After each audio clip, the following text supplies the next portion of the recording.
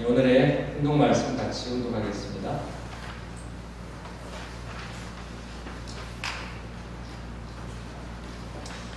네, 천의국 시대에는 어떤 기도를 하여야 합니까? 기도할 때는 맨 처음에 나라를 위해서 기도해야 합니다. 그 다음에는 세계를 위해서 기도해야 하고, 그 다음에는 영계에 있는 천사들과 영계에 있는 조상들을 위해서 기도하고, 그 다음에는 하나님의 해방을 위해서 기도해야 됩니다. 역사의 선조들로부터 너 하나만은 우리의 후손으로서 당당하구나, 전체 역사를 내가 일으켰구나 라는 증거를 받아야 합니다.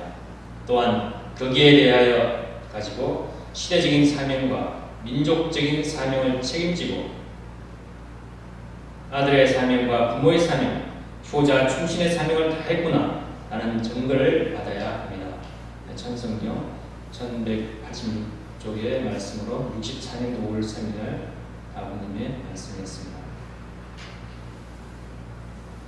네, 오늘은 감사와 기도라는 주제로 은혜 나누는 시간을 갖고자 합니다.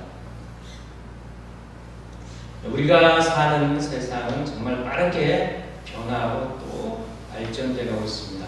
지금 이 시대를 살아가는 사람들은 정말 이전 시대 사람들보다 훨씬 더 좋은 환경 가운데 살아가고 있지만 어떻게 보면 감사할 줄 모르고 불평과 원망 가운데 살아가고 있는 사람이 많이 있습니다. 주변을 보면 더 많이 배우고 또 더 많이 가진 사람들이 더 많은 것을 누리면서도 더 큰 불평과 또 원망의 삶을 살고 있는 경우도 있습니다.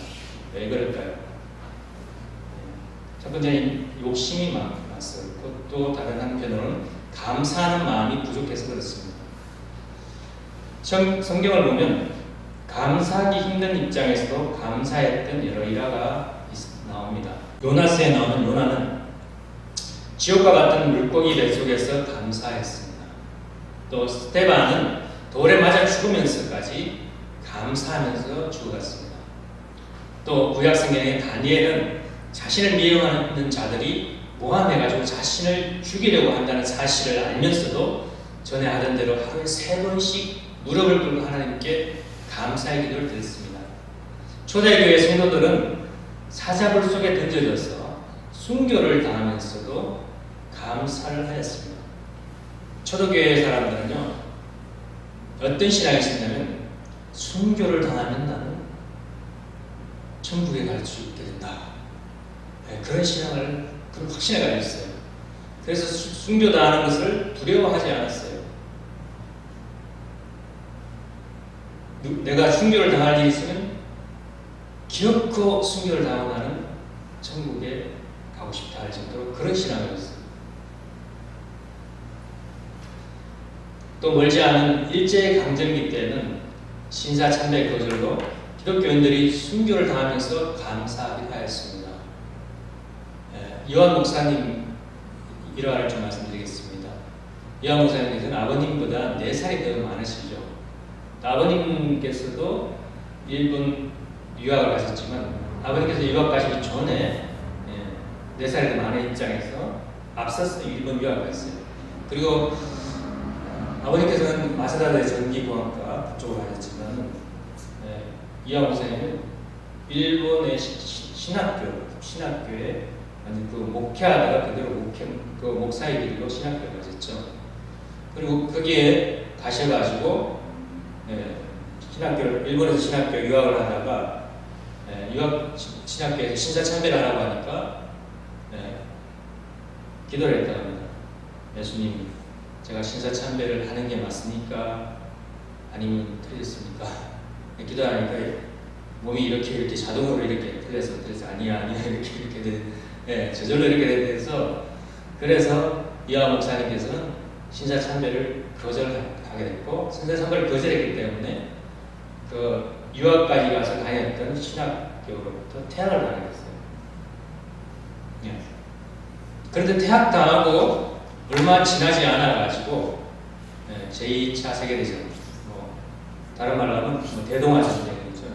미국과 같이 또 동남아 전역에서 벌였던 중국과 더불어서 그 대동아 전쟁, 2차 세계대전에 자기가 같이 다녔던 신학생들이 거의 다 징용으로 차출돼서 가게 돼가지고 자기 동기들이 다 죽고 퇴학당했던 이황 선생은 혼자 살아남게 됐답니다.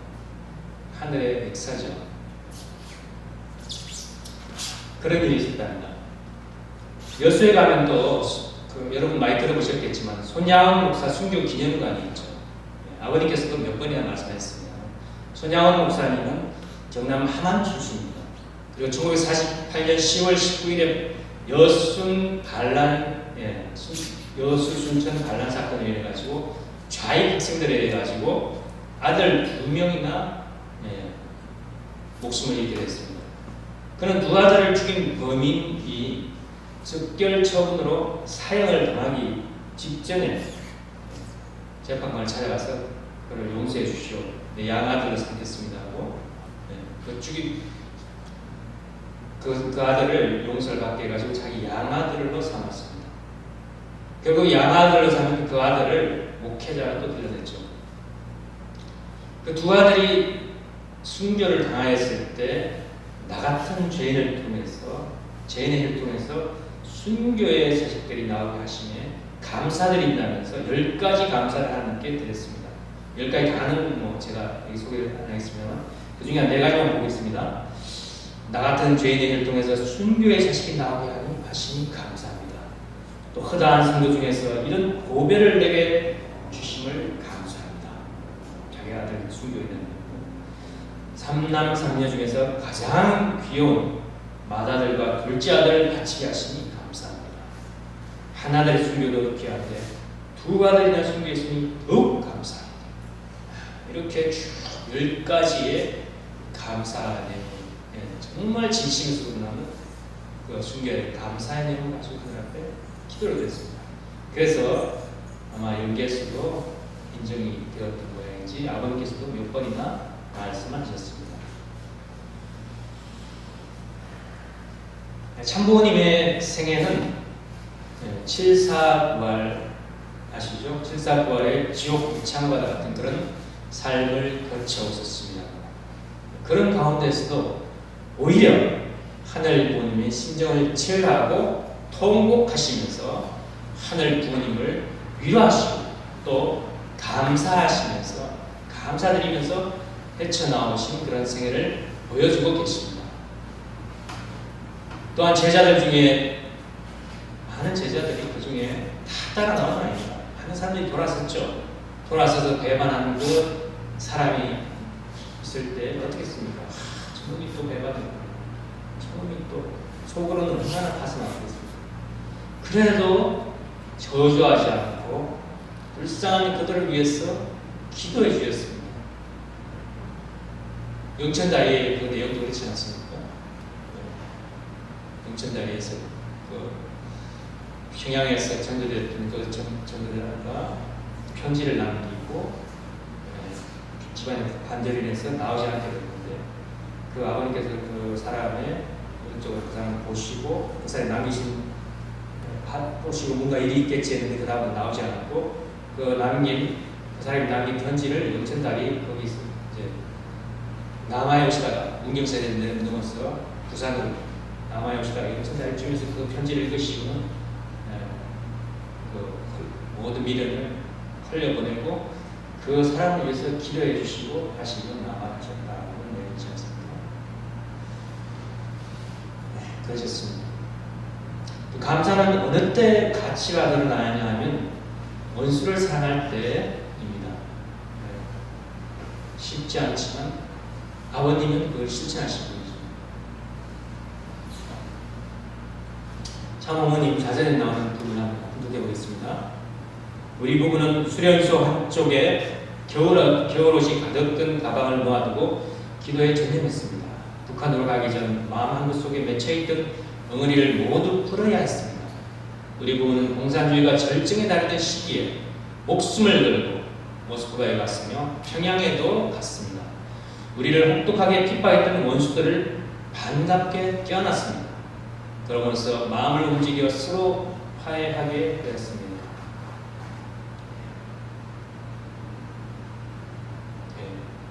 북한으로 가기 전 일주일간 하와이에서 어떻게 정말 진심으로 원수의 입장에 있는 김일성을 용서하고 정말 마음에서 우러나오는 그 사랑으로 형님하고 껴안고 정말 화해를 할 수 있을까를 그렇게 정성을 투입하시면 기도하고 그렇게 만나셨지 않습니까? 그런 내용입니다. 정말 겉으로 드러나는 가식으로 김일성을 껴안았다면 김일성은 그렇게 심정이 녹아나지 않았겠죠. 이렇게 일주일간 정말 진심으로 사랑하기 위해서 원수를 사랑하기 위해서 정성 들인 그 터전 위에 김일성을 만나러 갔고 당당하게 믿고 그 사랑의 심정을 껴안았기 때문에 정말 사탄 세계의 수장이라고 할 수 있는 김일성의 마음도 녹여낼 수 있을 것입니다. 성경 말씀 데살로니가전서 5장 18절에 범사에 감사하라는 내용이죠.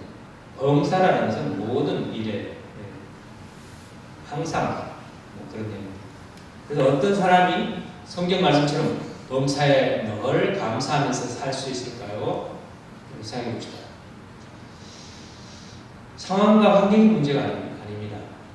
감사는 우리 마음의 문제죠. 그리고 믿음이 문제입니다. 범사에 늘 감사는 믿음이 굳게 쓴 사람만이 할 수 있습니다. 상황과 환경이 흔들리는 사람은 제대로 감사할 수가 없습니다. 지금 내 마음이 흔들리는데 어떻게 감사할 수 있겠습니까? 하나님의 사랑에 의심이 들고 하나님이 나를 버리시는 것처럼 생각이 되는데 어떻게 그 속에서 감사할 수 있겠습니까? 그죠? 그러니까 신앙이 필요하고 믿음이 필요합니다. 믿음을 굳게 세우면 감사가 늘 동행하게 되는 것입니다. 그러면 우리가 믿음이 굳게 선 신앙자가 되려면 어떻게 해야 되겠습니까? 신앙의 주체자와 하나 되어야 됩니다. 그분이 우리의 인생의 주어가 되어야 됩니다. 내 생각, 내 자존심, 내 감정, 내 의지를 내려놓고 신앙의 주체자이신 하늘 부모님, 참 부모님의 뜻을 따라서 참 부모님 이름으로 행하려고 하는 것입니다. 말로는 쉽지만 실제적으로 쉽지 않겠죠. 하지만 이렇게 노력하고 실행하다 보면 그렇게 됩니다. 믿음은 저절로 자라는 것이 아니라 신앙의 주체자인 말씀에 순종하여 행하면서 깨달음이 생기고 믿음이 성장하는 것입니다. 그리고 항상 말씀드린 대로 항상 감사할 수 있어야 됩니다. 제가 고등학교 2학년 때 제가 입교를 했습니다. 입교를 하고 항상 감사하라는 이 말씀을 어떻게 실천할까 생각해 정말 어린 청소년기 어린 마음에 하루는 밤에 배가 엄청 아팠어요. 배가 아파서 이런 상황에서도 감사할 수 있을까 그런 생각을 하다가 그래도 한번 실천 한번 해보지 한번 해볼까라고 생각하면서 그 순수한 마음을 한번 실천해봤어요. 어떻게 해야 되나? 배가 되게 아픈데 그래도 저는 감사할 수 있을까요? 하나님? 저는 감사하겠습니다. 감사합니다. 이렇게 중얼중얼거리고 한 10분, 20분 이렇게 지나다 보니까 이상하게 배가 싹 가라앉더라고요. 그런 순수할 때 정말 감사하니까 배 아픈 배도 낫는구나. 정말 신기한 그런 체험을 어린 신앙에서 그런 생각이 납니다.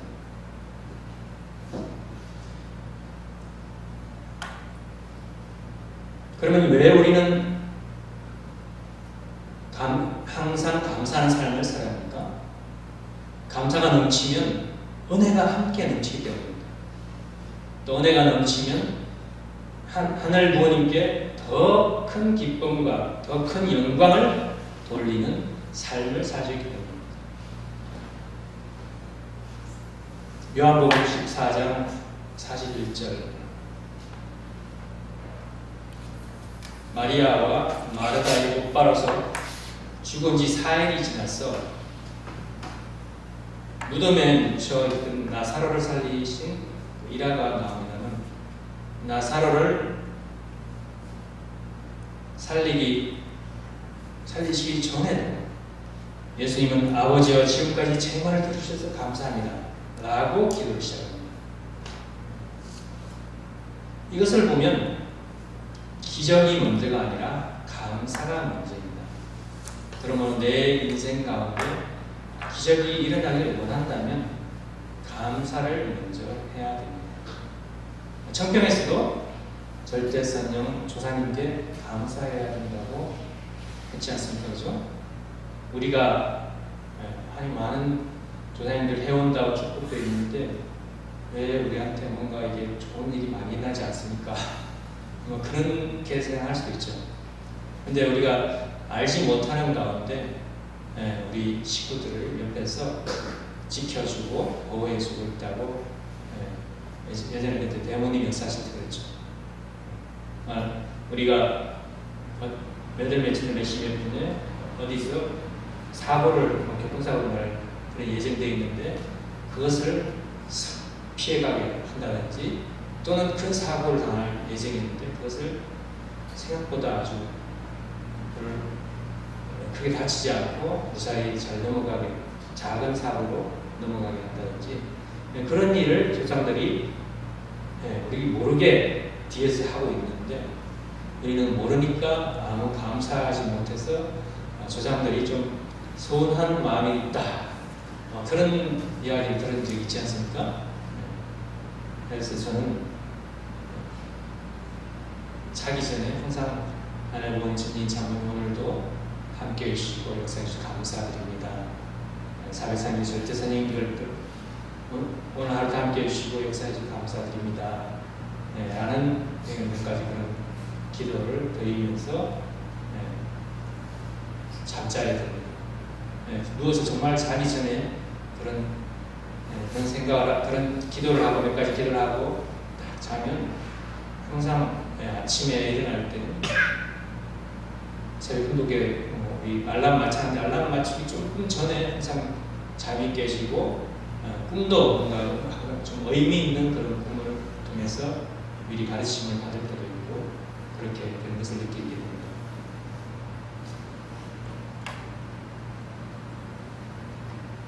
감사에는 보이지 않는 힘이 있습니다. 우리 인생을 변하게 하는 힘이 있습니다. 감사함으로 환경이 금방 변하게 할 수는 없지만 나의 마음가짐을 변하게 하고 나의 태도를 변하게 하고 나 자신을 변화시킵니다. 그러면 감사의 원천은 무엇입니까? 감사는 어디에서 나오는 것일까요? 바로 우리의 그 기도 생활에서입니다. 수많은 문제가 우리에게 다가오는 이유는 우리가 기도를 소홀히 하고 하거나 또 기도를 하지 않은데 그 원인이 있을 수 있습니다. 기도를 많이 하면 문제가 생겼다가도 없어질 수 있습니다. 기도를 많이 한다는 것은 하루에 몇 시간씩 꼭 기도를 하라 그런 것보다는 걸어가다가 또 기도할 수 있고 무엇을 하다가 또 오늘 집에 나갈 때도 인사드리고 오늘 어디에 무슨 일을 하러 갑니다. 오늘 누구를 만나러 갑니다. 다녀왔습니다. 덕분에 잘 일을 마치고 왔습니다.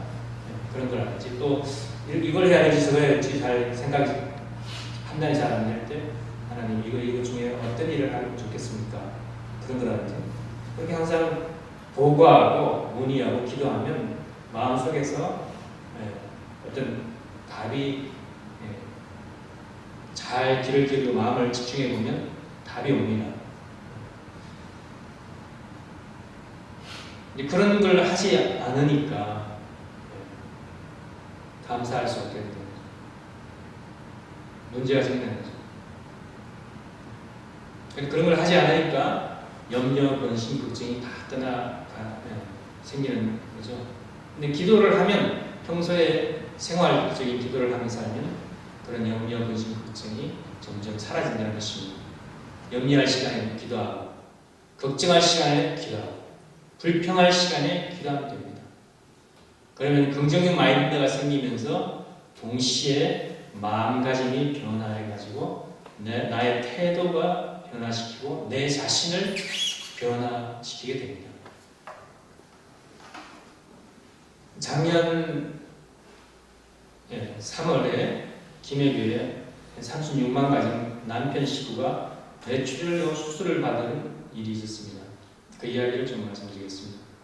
그 식구는 교회 예배는 잘 참석하지 않았지만 대상이 교회에서 어떤 여성이나 총무라든지 교회 간사님 일을 도와준다든지 하다 보면 또 조정문화센터가 교회 바로 앞에 있는데 문화센터 일을 보다가 늦어지면 일본 강사 나오고 그런 것까지 하다 늦어지면 항상 교회에 차를 가지고 와서 부인을 태우러 오는 착한 사람이 있습니다.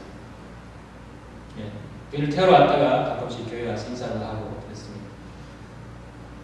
착해서 그런지 동생들 일도 참 잘 돌봐줬어요. 동생들하고 형제지간 사이도 좋았는데 동생이 카센터라는데 매일 새벽 4시가 되면 일어나서 4시 반쯤에 집을 나가서 출근하는 길에 동생이 경영하는 카센터에 문을 열고 동생이 출근해서 춥지 않도록 미리 난로불도 켜놓고 문도 열어놓고 잔잔한 공부 정리 같은 거지 그런 것도 해주고 그렇게 하고 또 자기 차에서 한 30분이나 1시간 조금 더 쉬다가 그렇게 출근했습니다. 자기 집은 시내에 있고 카센터는 이제 자기가 출근하는 면 단위 거기에 가까이에서 같이 됐거든요. 다른 도중에.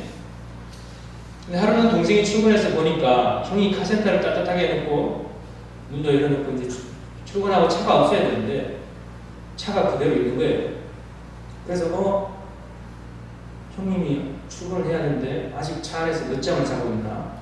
라고 생각하고 차문을 열고 형 일어나서 회사 가셔야지 아직까지 자면 어떻게 해요? 깨웠는데 형이 움직이지 않아요. 의식이 없어요. 그래가지고 동생이 급히 119를 불러서 병원에 갔을 때 그 식구는 뇌출혈로 이미 골든타임을 지나버렸어요. 골든타임. 골든타임 아시죠? 뇌출혈이 지나면 몇 분 안에 그 수술해야지만 뇌세포가 죽지 않죠.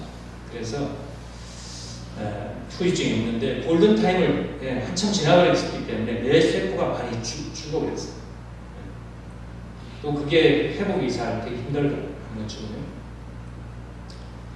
그래서 의사는 수술을 할 수 있지만 어떤 후유증이 생길지 장담할 수 없고 수술을 하더라도 식물인간으로 평생 살아야 될 수도 있다는 그런 말을 했습니다.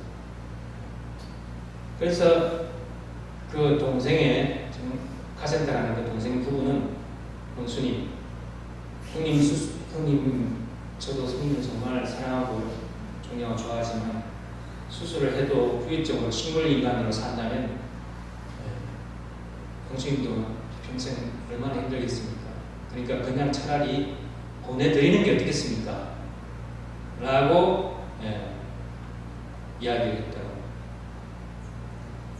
근데 일본에서 시집 와서 그 식구는 아이가 없었어요. 남편하고 부인하고 단 둘이서만 살고 있는 입장인데 부인은 정말 부부 사이도 좋았어요. 근데 부인이 도저히 남편을 포기할 수가 없어서 절대 포기할 수 없다고 해서 결국 수술을 했습니다. 수술을 하고 또 한 달 정도가 돼서 뭔가 2주, 3주 이렇게 한 달 정도 되면서 손가락이 움직이기 시작했습니다. 손에 약간 힘이 들어간 것 같습니다. 목소리는 나오지 않지만 입을 움직이려고 하는 것 같습니다. 그러면서 조금씩 움직임이 있습니다. 그러다가 이제 한 병원에서 한 병원을 계속 있을 수 없는 그런 게 법칙이 있다네요. 그래서 요양병원을 옮겼어요. 요양병원도 돌아가시기 전에 계시다가 그런 요양병원에 그게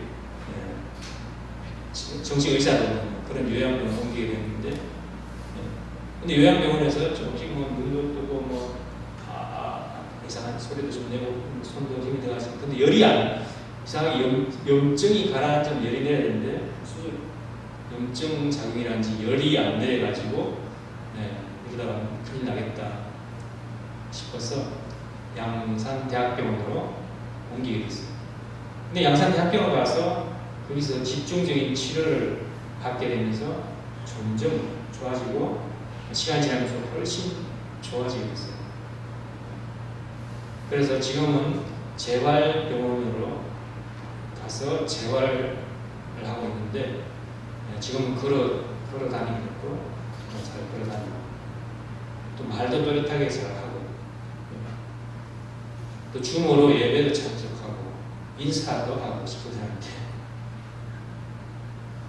얼마 안 있으면 퇴원도 할 것으로 기대하고 있습니다. 어떻게 보면 별 후유증이 없게 말도 할 수 없죠.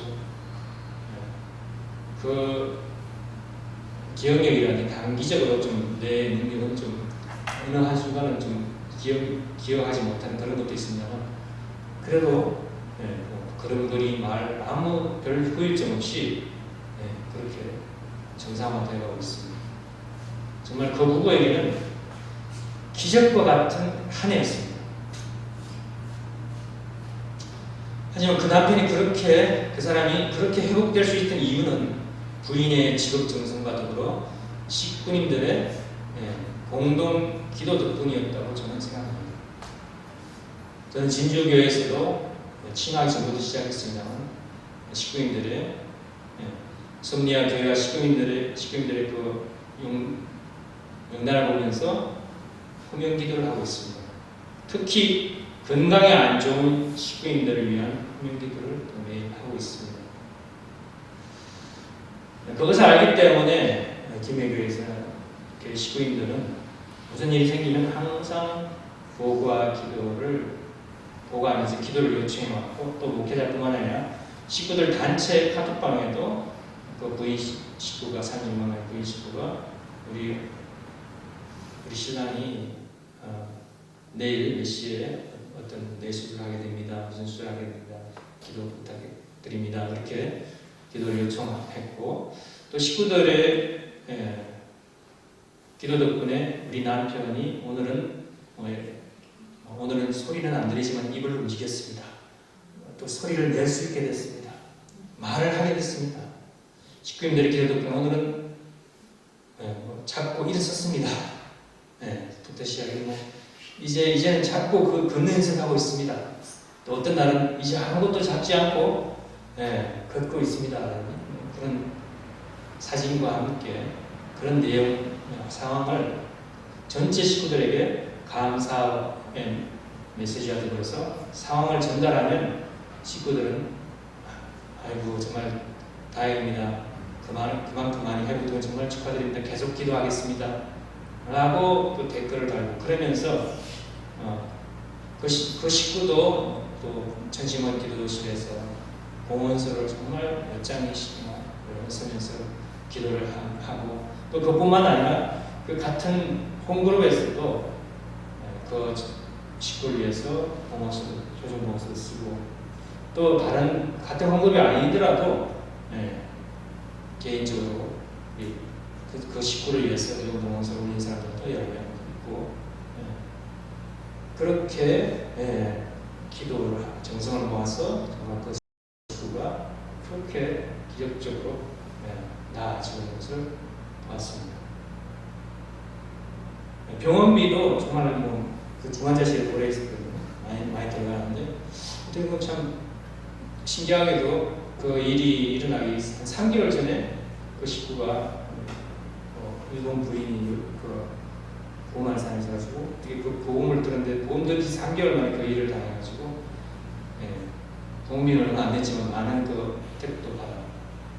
또 제가 그 동장을 좀 우리 행사도 하고 해가지고 아는 분이 와서 또 기초생활 수급자로 빨리 지원될 수 있도록 이야기도 해주고 해서 빨리 그렇게 생활비도 좀 받게 되기도 하고, 또 식구들이 또 fun금을 모아서 몇백만 원 전달하기도 했고, 정말 식구들의 정성과 기도가 그 식구를 정말 기적과 같이 낫게 하고 있다는 것을 김해교회 식구들은 모두 확신하고 있습니다.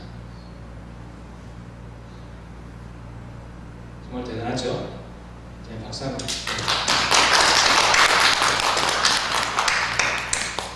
이처럼 교회에 기도가 충만하게 되면 기쁨이 충만하고 감사가 충만해지고 은혜가 충만하게 됩니다.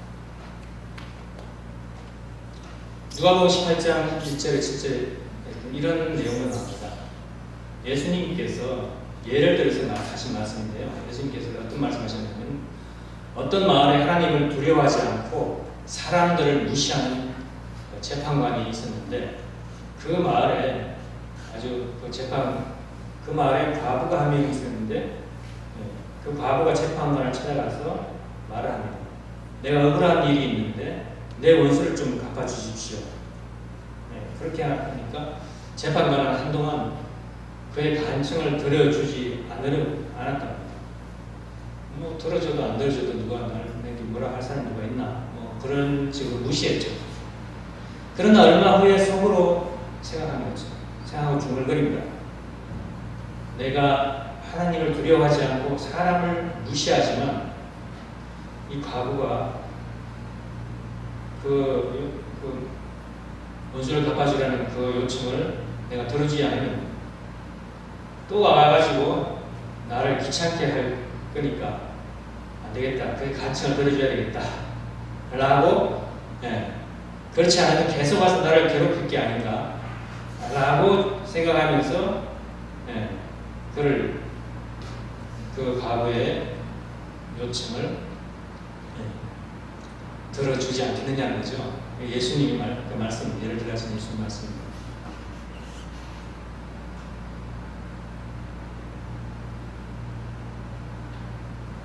그러면서 이 의롭지 못한 불의한 재판관입니다. 하나님도 믿지 않고 사람을 무시하는 그런 불의한 재판관이지만 이 사람이 말하는 사람 들어봐라.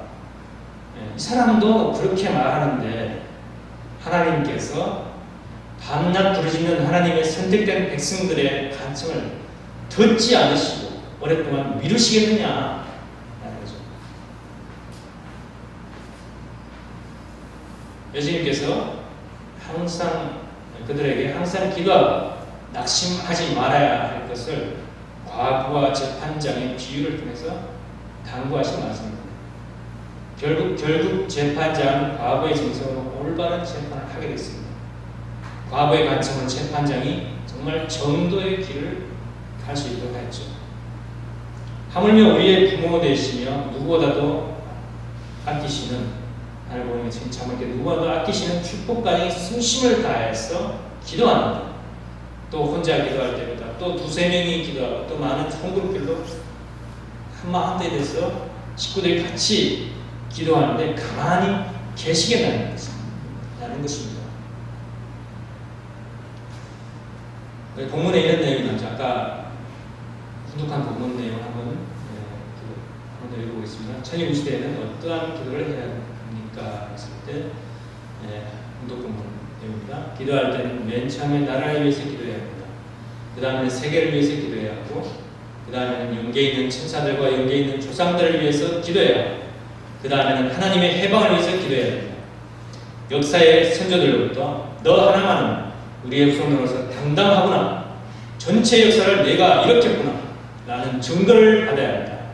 또한 거기에 더하여가지고 시대적인 사명과 민족적인 사명을 책임지고 아들의 사명과 부모의 사명, 효자, 충신의 사명을 다했구나라는 증거를 받아야 합니다. 라고 말씀하셨습니다.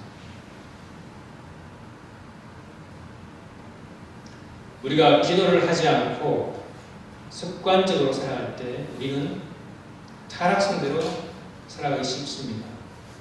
우리의 혈통 가운데는 축복받아서 혈통적으로는 문제가 청산됐다 하더라도 수만 년 동안 타고 내려온 타락성 습성, 타락성 본성이 우리 가운데 남아있기 때문입니다. 여러분 축복을 받았을 때 뭐 2세들은 조금 다르겠지만 어른이 돼서 어떻게 보면 좀 빨라야 청소년기고 결혼 정년기 돼가지고 뭐 입교하고 축복하는 사람이 많지 않습니까? 자기 자신을 생각해보면 물론 교회에 들어서 달라진 게 많이 있지만 많은 측면에서 아직까지도 교회에 들어오기 전에 그 생활 습관을 바꾸지 못하고 있는 분들도 계십니다. 겨우 수달면은 그렇지만 남을 대한다든지 뭐 어떻게 참 의심한다든지 무시한다든지 피해의식을 가진다든지 여러 가지 안 좋은 타락성 습성 가운데 나한테 무엇이 남아있는가? 내가 어떤 타락성 습성을 가지고 있는가? 나는 자기는 자기를 잘 인지하지 못하고 알지 못한다. 어떤 잘못이 있는지.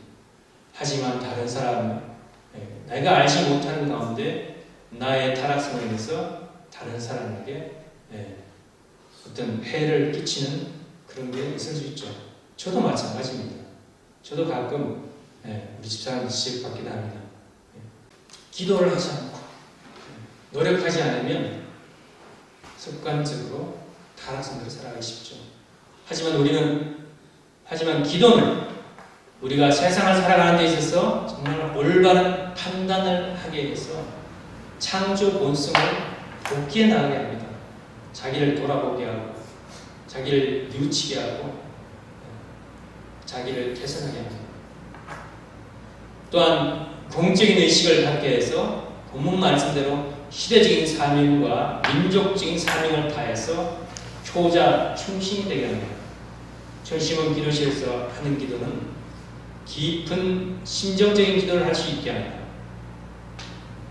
반면에 아까 앞에도 말씀드렸지만 생활 속에서 잠시 하늘 부모님께 보고하고 문의하는 기도의 생활을 통해 우리 곁에서 항상 함께 하시며 역사하시는 하늘 부모님을 체험할 수 있어야 되겠습니다. 생활기도, 생활보고문의, 또 아벨을 통한 종적으로 일치되는 그런 생활습관, 그게 중요하죠. 원래 2022년에는 정말 진주교회 모든 식구님들께서 어떠한 일이 있어도 낙심하지 않고 항상 감사하는 마음을 가지고 기도하는 생활을 실천함으로써 인해서 하늘 부모님을 모시고 교회와 가정에서 항상 은혜가 충만한 삶이 되시기를 축원드리면서 오늘 말씀을 마치겠습니다. 감사합니다. 결단 찬송하겠습니다. 일어나 주십시오.